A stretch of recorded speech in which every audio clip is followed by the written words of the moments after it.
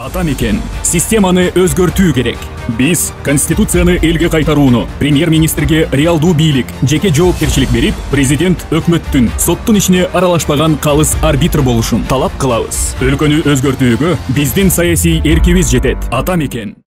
Саламатсыздарбы, урматтуу. Атамекендин Үгүт Кербенинин Ысык Көл облусуна болгон сапарынын алкагында партия лидери Өмүрбек Текебаев учурда курч талкууланып жаткан электр энергиясы тууралуу пикирин айтты. Кече суук кабар келди. Кыргызстан энергетикалык кризисте. Үйлөрдө көмүр жок. Электричество өчкөн экен. Шайлоону убагында эле коюучу электр камап турушат, шайлоодон кийин жаптып башталат, бос керек. Көмүрдө 4 күн өчүрүп бизде көрүп келдик.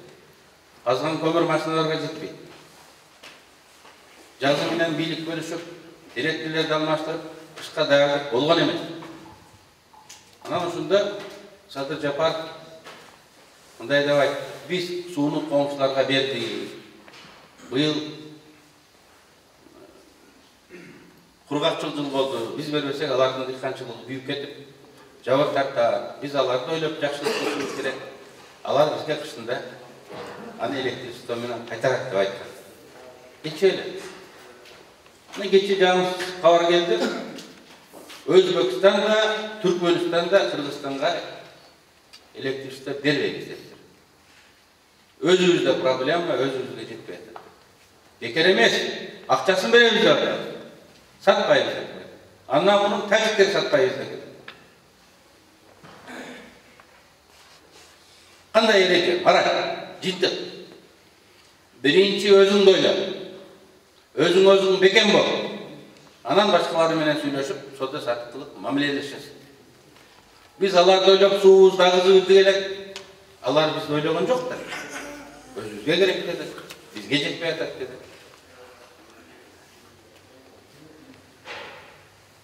Мен түрмөдө жатып, Зоронбай Жээнбекке кат жазгам. Ал да ошентип бизге сууну агызып, электричествону арзан 2 центтен сата баштаган. Андай болбойт. Дүйнөлүк баада сат. Керек болсо алардан сен дүйнөлүк баада сатып аласың. Кандай жыйынтык чыгат? Жыйынтык биздин өзүбүздө бар, коңшуларда жок, ресурстарыбызды, байлыктарыбызды биз пайдаланып, биздин экономика ошого таяныш керек. Жок, башкаларда жок нерсе. Андай биз таянар 2 тообуз бар экен. 2 мен союзникибиз деп койдук. Бул биздин тоолор, биздин гимнде жазылгандай, ата-бабалардан калган тоолор. Бизди багып, коргоп келип аткан тоолор. Анан биз өзүбүз, биздин мүнөзүбүз. Кыргыз элинин коңшу мамлекеттердеги элдерден айырмаланган мүнөзү, эркин мүнөзү. Тоо бул биринчи кезекте суу. Орто Азиянын муррабы сууну бөлүп бере турган өлкө бизбиз. Ошол сууну ысырап кылбастан өзүбүз жанагы принцип. Биринчи өзүбүздүн кызыкчылыгыбыз үчүн пайдаланышыбыз керек. Анан өзүбүздөн нерсе коңшуларга сатып, бекер эмес. Сатып, анда пайдасын көрүшүбүз керек.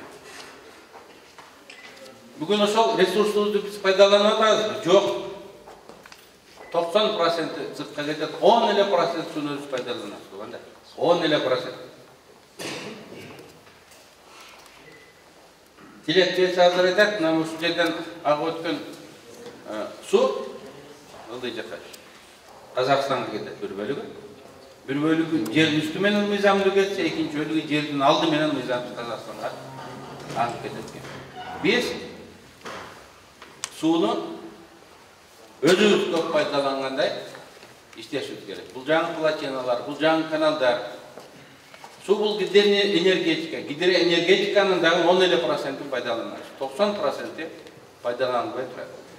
Белгилей кетсек, Өмүрбек Текебаев буга чейин түз эфирде кошуналарга ишенбей, өзүбүздүн камыбызды өзүбүз көрүшүбүз керек деп айткан. Ал көрөгөчтүк менен айткандай эле кыйынчылыктар пайда болду.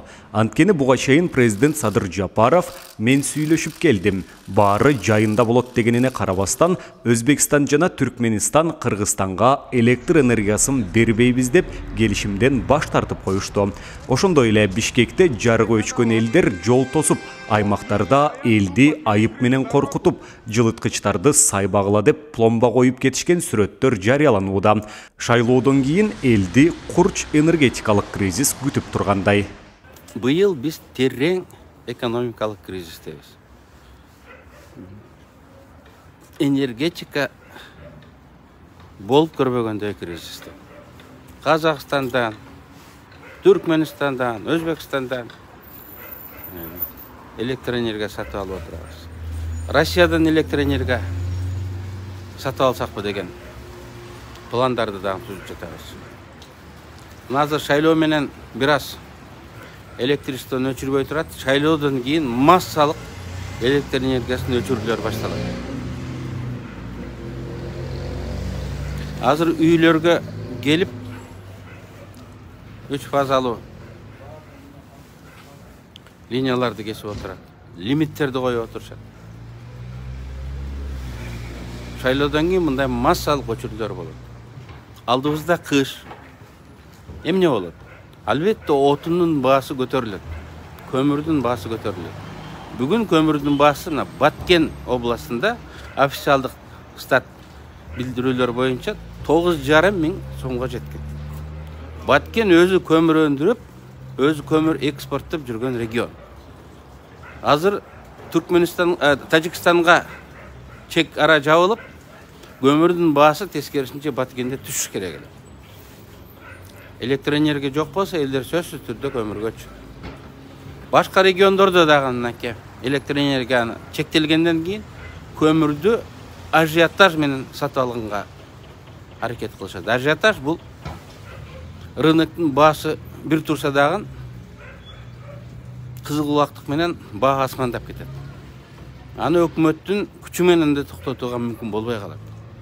Мына ошондо ажиотаж саткандык, ажиотаж түзгөндүктүн өзү өкмөттүн алысты көрө билбеген шалтыруу экендигин билдирет. Көмүр жазда даярдалыш керек. А бизде тескерисинче ушул жылы кыргыз көмүрдүн жетекчилери 2 жолу алмашты. Министрлик дагы алмашып отурат. Эч ким кышка даярдык менен иш алып барган жок. Ар ким майлуу жерде, кара кече майлуу жерде эсептелинет. Жилкомсоюз майлуу жерде эсептелинет. Өзүнүн жакын адамдарын алып барганга аракет кылып, майлуу жерди көзөмөлгө алып, май кармаган бармагын жалайт деген эрежеден улам өлкө кышка даяр болбой калды. Атамекен партиясынын Ысык Көл облусун кыдырган сапары 2 күнгө уланды. Атамекен системаны өзгөртүү керек. Биз мамлекеттик каржылоону ооруканага эмес, бейтапка багыттоону, дары-дармекке болгон бааны мамлекеттик деңгээлде көзөмөлдөөнү сунуш кылабыз. Өлкөнү өзгөртүүгө биздин саясий эркибиз жетет. Атамекен. Милдет, намыс, Атамекен.